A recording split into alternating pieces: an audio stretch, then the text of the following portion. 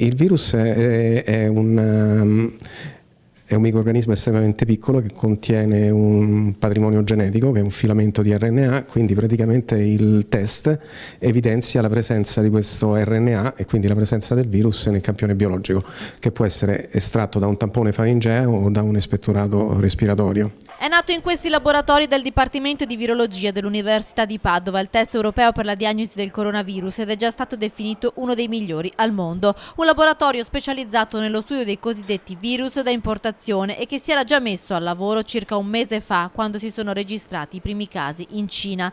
Le particolarità del test messo a punto dall'equipe del professor Crisanti stanno nella rapidità. La risposta si ha dopo circa 2 ore e mezzo e dalla elevata sensibilità, ovvero il test è in grado di rilevare il virus fin dall'inizio dell'infezione. Così facendo le risorse sanitarie vengono ottimizzate. Non ci sono ancora casi di trasmissione secondaria in Italia, che è un buon segno, però nel caso ce ne fossero sicuramente penso che il sistema italiano sia pronto ad affrontarli. Ecco,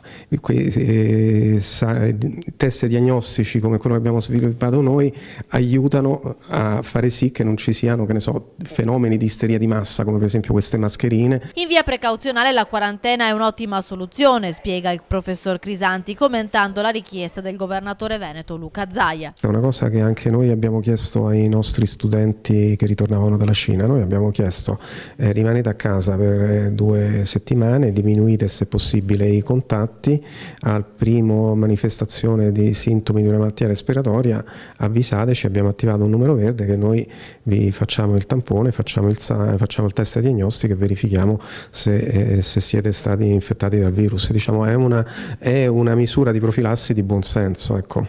Però questo non è che bisogna demonizzare tutti i cinesi o tutti quelli che vengono dalla Cina.